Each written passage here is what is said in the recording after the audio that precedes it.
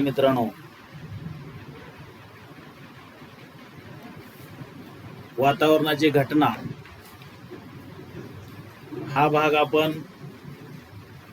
मागच्या काही पिरियड पासून पाहत आहोत. 2-3 मागचे पिरियड 2-3 तासिका आपण त्यावर घालवले आहेत. वातावरणाची घटना पाहत असताना आपण वातावरणातला पहिला जो काही घटक आहे तो वायू, हा घटक मागच्या तासिकेमध्ये आपण पाहिलेला आहे. वायू हा वातावरणातील एक घटक नसून वायूचं मिश्रण त्या ठिकाणी असलेलं आपल्याला पाहायला मिळालं. तर हे वायू कोणते आहेत या संदर्भात सुद्धा आपण सविस्तर चर्चा केलेली आहे. Nitrogen, oxygen, argon, carbon dioxide, hydrogen, neon, helium, krypton, xenon आणि ओझोन या वायूच्या मिश्रणातून किंवा हे सगळे वायू मिळून यांचं मिश्रण जे आहे ते वातावरणामध्ये असतं. कोणता वायू खालच्या बाजूला आहे, कोणता वायू वर आहे भूपृष्ठापासून, कोणता वायू कमी उंचीवर आहे, कोणता वायू जड आहे, त्याचं प्रमाण काय आहे, त्याचे फायदे काय आहेत, सजीव सृष्टीसाठी, मानवासाठी, प्राण्यासाठी, वनस्पतीसाठी कोणता वायू उपयोगी असतो, ह्या संदर्भामध्ये आपण मागच्या तासिकेमध्ये चर्चा केलेली आहे. दुसरा त्याच्यामधला महत्वाचा घटक आहे धूलिकण. आता धूलिकण हा वातावरणातला दुसरा महत्वाचा घटक पाहत असताना आपणाला असं लक्षात येईल की वातावरणाच्या खालच्या थरामध्ये धूलिकणाचं प्रमाण जास्त आहे. काय कारण आहे त्याचं? कारण धुळीची जी काही निर्मिती होत असते, धूळ जी आहे, धूळ ती पृथ्वीच्या पृष्ठभागावर त्याची निर्मिती होत असते आणि म्हणून भूपृष्ठाला लागून असलेल्या वातावरणाच्या थरामध्ये धूलिकणाचं प्रमाण जास्त असलेलं आपल्याला दिसून येतं. धूलिकणाचं प्रमाण भूपृष्ठाला लागून असलेल्या खालच्या थरामध्ये जास्त असलेलं आपल्याला या ठिकाणी दिसून येतं. त्याचबरोबर आपण पाहतो भूपृष्ठ हा जमीन आणि पाण्याने व्यापलेला आहे. जमिनीचं प्रमाण कमी आहे, पाण्याचं प्रमाण जास्त आहे. या दोन पृष्ठभागाचा विचार करता धूलिकणाचं प्रमाण भूभागावर किंवा जिथं जमीन आहे त्या ठिकाणी आपल्याला जास्त असलेलं पाहायला मिळतं. तर पाण्याचं प्रमाण ज्या ठिकाणी जास्त आहे किंवा पाण्याचा भूपृष्ठ जिथं आहे पाण्यानं व्यापलेला, तिथं मात्र धूलिकणाचं प्रमाण आपणाला कमी असलेलं या ठिकाणी दिसून येतं. तर धुळीची निर्मिती ही जमिनीवर होते, भूपृष्ठावर होत असते. म्हणून अशा प्रकारचं चित्र आपणाला पाहायला मिळतं. आता हे धूलिकण आपण पाहत असताना त्याचे पुन्हा दोन प्रकार पडतात. एक आहे सेंद्रिय धूलिकण आणि दुसरा आहे असेंद्रिय धूलिकण. आता सेंद्रिय धूलिकण म्हणजे काय? धूलिकण सुद्धा सेंद्रिय असू शकतात का? तर होय, धूलिकण हे सेंद्रिय असू शकतात. आपण फुलामध्ये जे काय परागकण असतात या परागकणाला सेंद्रिय धूलिकण असं म्हटलं जातं. अतिशय सूक्ष्म असे परागकण ज्यावेळेस वातावरणात आपल्याला मिसळलेले दिसतात त्यावेळेस त्या ठिकाणी त्याला सेंद्रिय धुलीकण असं म्हटलं जातं. अनेक वनस्पती असतील, वेगवेगळ्या प्रकारचं गवत असेल, वेगवेगळ्या प्रकारचं पीक असेल, या सगळ्यांना फुलं लागत असतात. अनेक वनस्पतींना फुलं त्या ठिकाणी असलेली आपल्याला दिसून येतात आणि या फुलाच्या मध्ये अतिशय सूक्ष्म असे परागकण त्या ठिकाणी अस्तित्वात असतात. हे परागकण वाऱ्याच्या माध्यमातून किंवा वेगवेगळ्या कीटकाच्या माध्यमातून वातावरणामध्ये ज्यावेळेस मिसळतात त्यावेळेस त्याला सेंद्रिय धुलीकण असं म्हटलं जातं. वनस्पतीची जी काही बीजं आहेत, या वनस्पतीच्या बीजाचा सुद्धा समावेश प्रामुख्याने सेंद्रिय धुलीकणामध्ये होतो. अतिशय सूक्ष्म अशा स्वरूपाचे बीज आपण वातावरणात असलेले आपल्याला या ठिकाणी दिसतात आणि हे जे काही बीज आहेत ते धुलीकण म्हणजे सेंद्रिय धुलीकण म्हणून ओळखले जातात. दुसरा प्रकार धुलीकणाचा आहे तो आहे असेंद्रिय धुलीकण. आता असेंद्रिय धुलीकणाचं प्रमाण प्रामुख्याने सगळ्यात जास्त वातावरणामध्ये असलेलं दिसून येतं.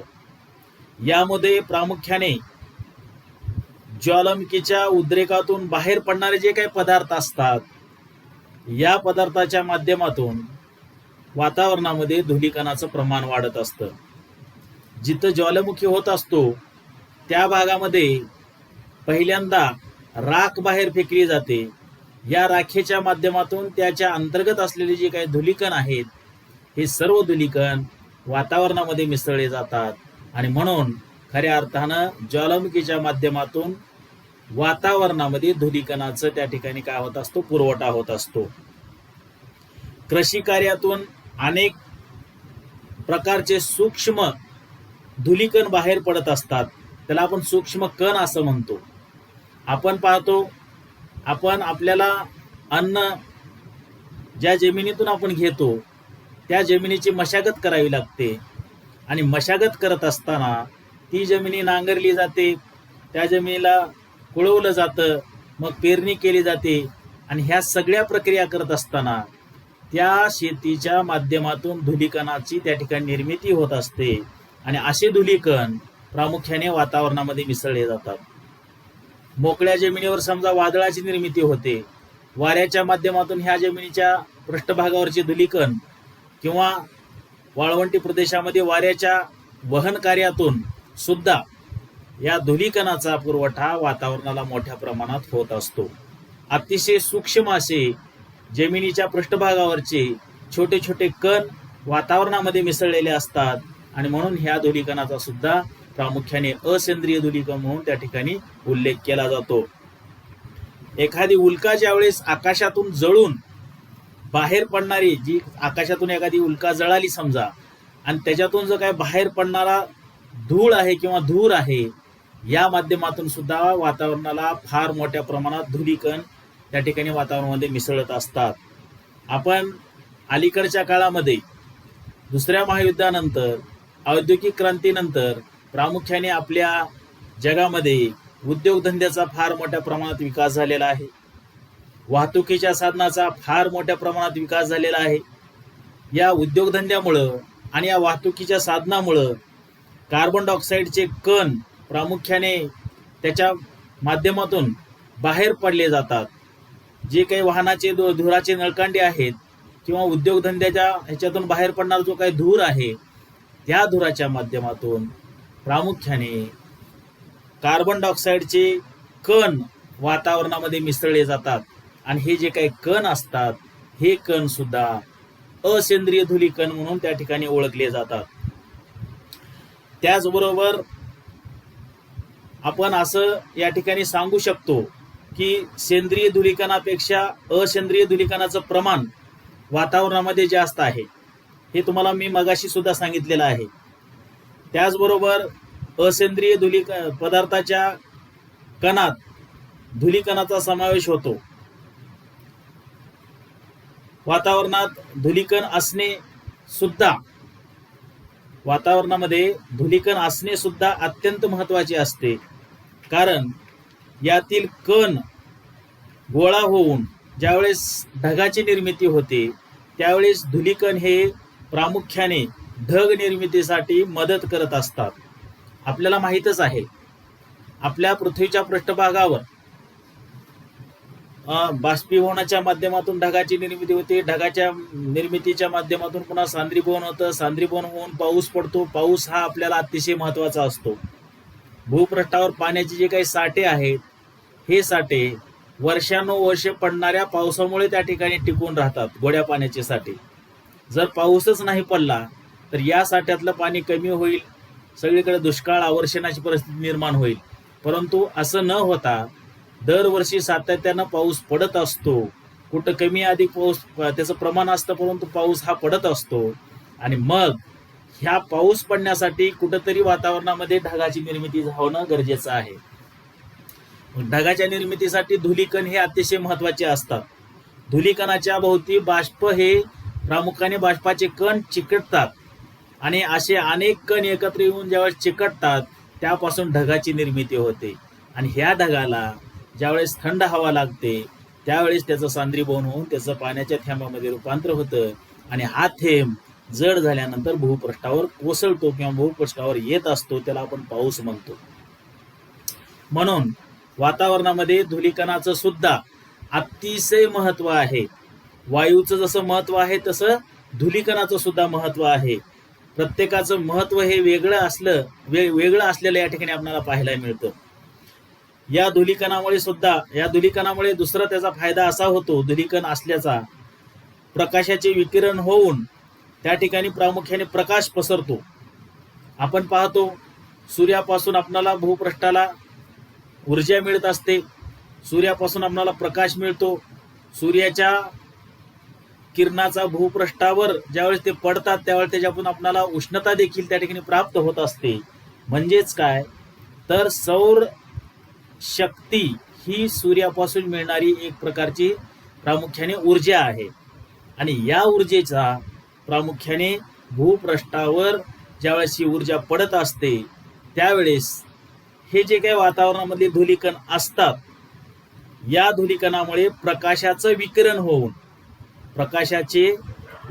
होऊन प्रकाश हा त्या ठिकाणी सूर्य उगवतानाच्या अगोदर आपल्याला उजेड दिसतो. सूर्य आणखीन उगवणार आहे त्याच्या अगोदरच किंवा सूर्य मावळतीला जात असताना किंवा मावळल्यानंतर सुद्धा उजेड दिसतो.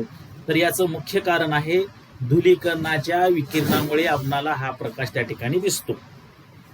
म्हणजे धुलीकणाचं हे अतिशय महत्वाचं दुसरं या ठिकाणी काम असलेलं आपल्याला पाहायला मिळतं. महासागरावरील वातावरणापेक्षा भूपृष्ठावर असणाऱ्या वातावरणामध्ये मी मगाशी सांगितल्याप्रमाणे काय धुलीकणाचं प्रमाण जास्त असतं. तसेच आपण औद्योगिकरणाचा या ठिकाणी उल्लेख केला. औद्योगिकरणाच्या भागामध्ये किंवा औद्योगिक भागामध्ये जिथं उद्योगधंदे जास्त आहेत तिथं धुलीकणाचं प्रमाण त्या ठिकाणी जास्त असलेलं आपल्याला पाहायला मिळतं. आपल्याकडे ज्या काही मेट्रो सिटी आहेत मोठमोठ्या त्या ठिकाणी कार्बन डायऑक्साईडचं प्रमाण जास्त आहे, प्रदूषणाचं प्रमाण जास्त आहे. याचं एकमेव कारण म्हणजे उद्योगधंद्याचं केंद्रीकरण त्या ठिकाणी झालेलं आहे. म्हणून त्या ठिकाणच्या हवेमध्ये अशा प्रकारच्या धुलीकणाचं प्रमाण जास्त असलेलं पाहायला मिळतं. पण जिथं उद्योगधंदे नाहीत त्या ठिकाणी मात्र अशा असेंद्रिय धुलीकणाचं प्रमाण आपणाला त्या ठिकाणी कमी असल्याचं आपल्याला पाहायला मिळतं. प्रथमतः वातावरणातील धुलीकण मोजण्याचे यंत्र म्हणजे वातावरणामध्ये किती धुलीकण आहेत हे सुद्धा मोजण्याचं एक यंत्र आहे आणि या यंत्राचं ॲटकिन या शास्त्रज्ञाने काय केलेलं आहे त्याचा शोध लावलेला आहे. ॲटकिन नावाचा एक शास्त्रज्ञ आहे, त्यांनी वातावरणामधल्या धुलीच्या कणाचं मोजमाप करण्यासाठी काय केलेलं आहे शोध लावलेला आहे त्या यंत्राचं आणि त्यांनी ते यंत्र शोधून काढले. त्यांच्या सहाय्याने पृथ्वीवरल्या वेगवेगळ्या वेगवेगळ्या भागातील वातावरणातील धुलीकणाचं प्रमाण मोजलं जातं. कशाच्या माध्यमातून या यंत्राच्या माध्यमातून. त्यावरून त्यांना असे दिसून आले की शहरी वातावरणापेक्षा पर्वतीय तथा सागरी भागावर धुलीकणाचं प्रमाण हे कमी असलेलं दिसून आलं. बरोबर आहे, कारण आपण ग्रामीण भागात जर पाहिलं तर ग्रामीण भागामध्ये धुलीकणाचं प्रमाण शहरापेक्षा कमी असतं, कारण ग्रामीण भागामध्ये उद्योगधंदे कमी असतात आणि वाहनाचं प्रमाण देखील कमी असतं. म्हणून धुलीकणाचं प्रमाण अशा वातावरणामध्ये कमी असलेलं आपल्याला पाहायला मिळतं. हे झालं धुलीकणाच्या बाबतीमध्ये. आपण वायू पाहिला, वायूचे अनेक वेगवेगळे अनेक प्रकार आपण पाहिले. वायू कोणत्या कोणत्या प्रकारचे आहेत ते पाहिले. धुलीकण पाहिले. धुलीकणामध्ये सेंद्रिय धुलीकण आहे, असेंद्रिय धुलीकण आहे, असे 2 प्रकार आपण या ठिकाणी पाहिले. आणि वातावरणाच्या घटनेमधला शेवटचा घटक आहे तो आहे वातावरणातील बाष्प. वातावरणातील बाष्प. आता बाष्प म्हणजे काय? पाण्यापासून खऱ्या अर्थानं बाष्पाची निर्मिती होते. आपण त्याला जल म्हणतो. जलापासून काय होते? बाष्पाची निर्मिती होत असते. वाफ आपण त्याला म्हणू शकतो. पृथ्वीवरील जलाचे प्रमाण बाष्पीभवन होऊन पृथ्वीवरील जलाच्या प्रमाणाचे जलाचे जे काही बाष्पीभवन होते त्या बाष्पीभवनामुळे वातावरणाला काय होत असतं तर बाष्पाचा पुरवठा होत असतो. पृथ्वीवर जिथं पाणी आहे त्या पाण्याचं प्रामुख्याने बाष्प होत असतं. पाणी तापल्यानंतर त्याच्यापासून वाफ निघते आणि या वाफेच्या माध्यमातून वातावरणाला बाष्पाचा पुरवठा होत असतो. जसं वायूचं आणि धुलीकणाचं महत्व आहे तसं वातावरणातील बाष्पाचं देखील अनन्यसाधारण महत्व आहे. जीवसृष्टीच्या दृष्टिकोनातून हवेतील बाष्पाला फार महत्वाचं स्थान या ठिकाणी प्राप्त झालेलं आहे. कारण यापासूनच आपणाला पर्जन्य, धुके, दव, दहिवर, हिम इत्यादीची निर्मिती होत असलेली आपल्याला दिसून येते. मगाशी मी तुम्हाला उल्लेख केला किंवा पाऊस जो पडतो तो पाऊस पडण्यासाठी आकाशामध्ये ढगाचं प्रमाण त्या ठिकाणी असलं पाहिजे आणि ढगाची निर्मिती ही बाष्पापासून होत असते. बाष्पाचे छोटे छोटे कण एकत्र आल्यानंतर त्या ठिकाणी ढगाची निर्मिती होत असते. म्हणजेच याचं सुद्धा अतिशय वेगळ्या पद्धतीचं महत्व वातावरणामध्ये असलेलं आपल्याला दिसून येतं. पर्जन्य म्हणजे काय तर पाऊस. पाऊस हा अतिशय आपल्या जीवनातील महत्वाचा घटक आहे. पावसामुळेच आपल्याला पाण्याची आपल्याला पूर्तता होते. अन्न, पाणी आणि हवा या 3 गोष्टी सजीवाला जिवंत राहण्यासाठी अतिशय आवश्यक असतात. आणि मग हे पाणी भूपृष्ठाला खऱ्या अर्थानं जलबाष्पाच्या निर्मितीमुळेच मिळत असतं. ते एक प्रकारचं चक्र आहे आणि म्हणून जलबाष्पाला एक वेगळं महत्व आपल्याला असलेलं पाहायला मिळतं. धुकं जे आपल्याला आपण पाहतो, आपल्या भागामध्ये हिवाळ्यामध्ये धुकं पडत असतं. समोरचा व्यक्ती आपल्याला किंवा समोरच्या वस्तू आपल्याला दिसत नाहीत सकाळी सकाळी, त्यावेळेस त्या परिस्थितीला आपण धुकं म्हणतो. आणि ह्या धुक्याची निर्मिती असेल, दव असेल. दव म्हणजे सकाळी आपण पाहतो हिवाळ्यामध्ये की गवताच्या पात्यावर असेल किंवा लाईटच्या पोलवर असतील किंवा दगडावर असेल किंवा त्या वेगवेगळ्या पृष्ठभागावर जे छोटे छोटे पाण्याचे कण दिसतात किंवा बिंदू दिसतात त्यांना आपण दव असं म्हणतो. आणि या दवाची निर्मिती सुद्धा बाष्पापासूनच झालेली असलेली आपल्याला दिसून येते. दहिवर म्हणजे काय? गोटनबिंदूच्या खाली ज्यावेळेस तापमान जातं त्यावेळेस त्या ठिकाणी दहिवराची निर्मिती होत असते आणि भूपृष्ठावर आपल्याला त्या पद्धतीचा प्रकार त्या ठिकाणी दिसत असतो. हिम सुद्धा हा बाष्पापासून तयार झालेला भाग आहे. सांद्रीभवन, बाष्पाचं सांद्रीभवन ज्यावेळेस होतं ढगापासून त्यावेळेस त्याला आपण पाऊस म्हणतो. परंतु डायरेक्ट सांद्रीभवनाच्या पुढं संप्लवन एक प्रक्रिया आहे. संप्लवन म्हणजे बाष्पापासून बर्फ होत असतं, हिम त्या ठिकाणी निर्माण होत असतं. त्या हिमाची सुद्धा निर्मिती खऱ्या अर्थानं बाष्पापासून होत असते. म्हणून खऱ्या अर्थानं जिथं हिमवृष्टी होते किंवा दव पडतं, धुकं पडतं, दहिवर पडतं, पाऊस पडतो, पर्जन्य जिथं समजा आहे त्या ठिकाणच्या सगळ्या गोष्टीसाठी कुठंतरी बाष्प हे अतिशय महत्वाचं त्या ठिकाणी असलेलं आपल्याला पाहायला मिळतं. नद्या, सागर, तळी, सरोवरे हे खऱ्या अर्थानं बाष्पाचे जलबाष्पाचे मुख्य स्रोत आहेत. म्हणजे इथून बाष्पाची निर्मिती होत आहे. सगळ्यात मोठ्या प्रमाणात बाष्पाची निर्मिती कुठं होते, तर सागरी पृष्ठभाग तापल्यामुळं.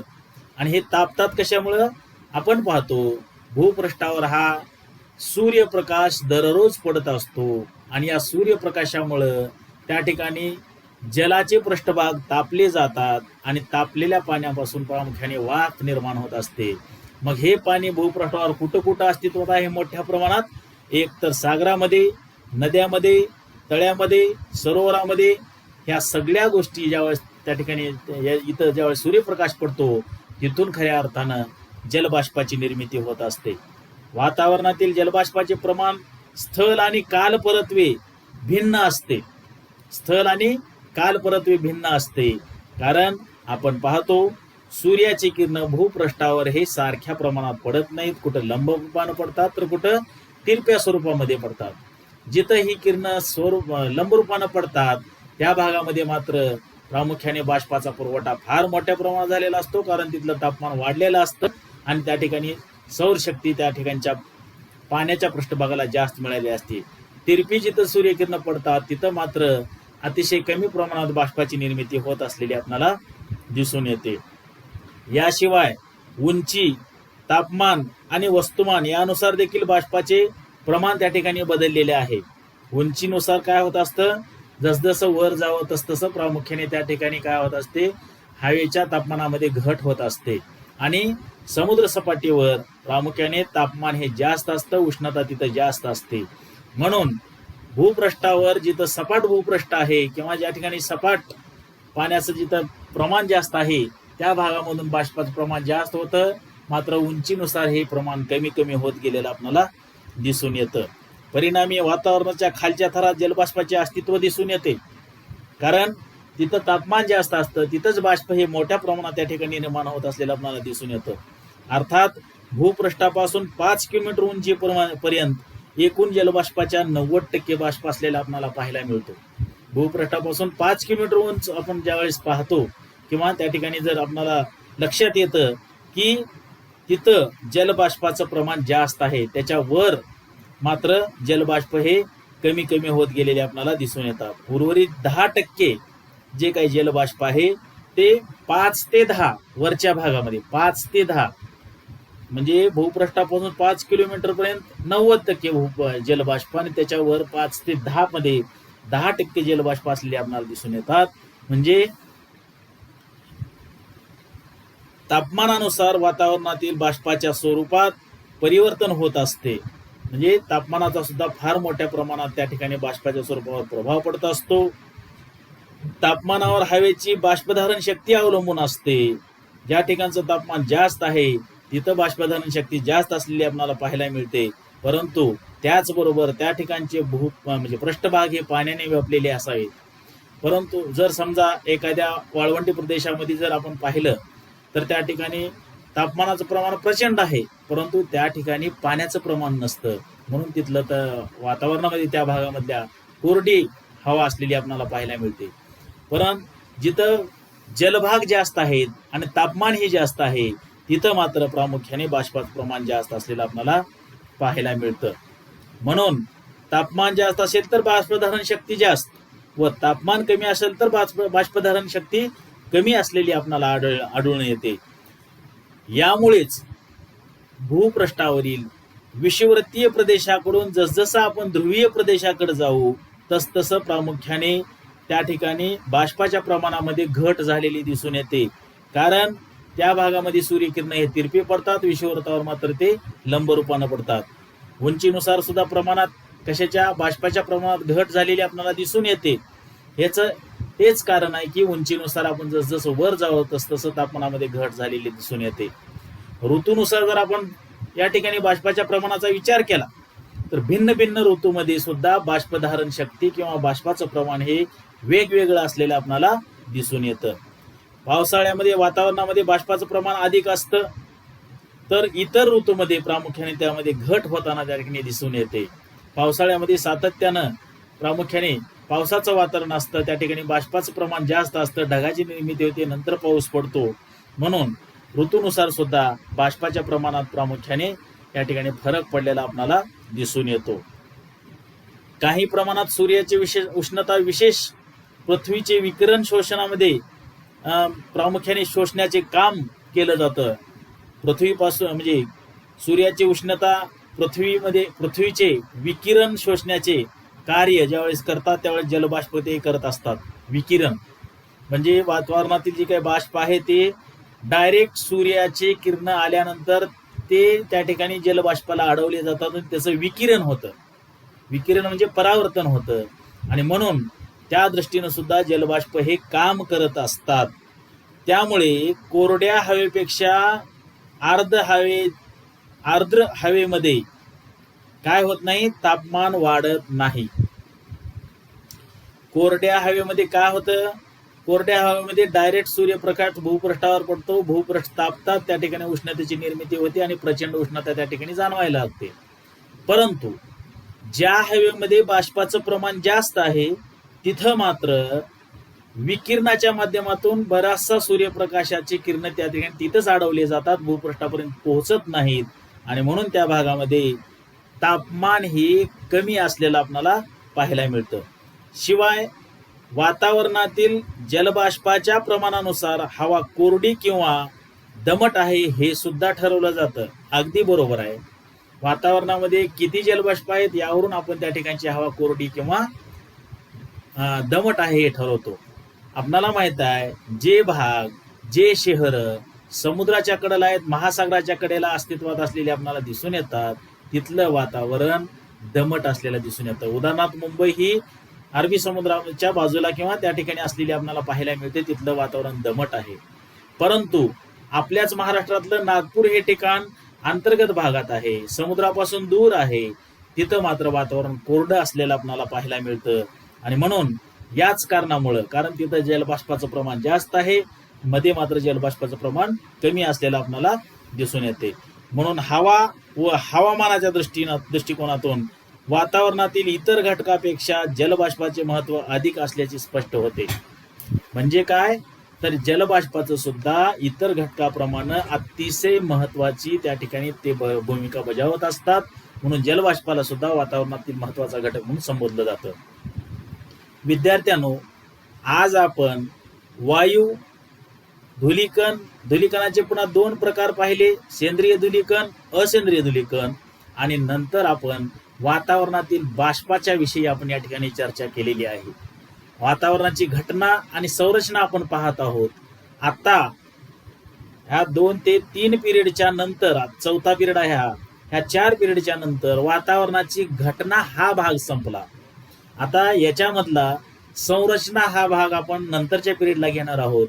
वातावरणाची संरचना हा सुद्धा अतिशय महत्वाचा भाग या ठिकाणी असलेला आपल्याला पाहायला मिळतो आणि तो भाग आपण नंतरच्या पिरियडमध्ये घेऊयात. या ठिकाणी आज आपण या ठिकाणीच थांबू. धन्यवाद.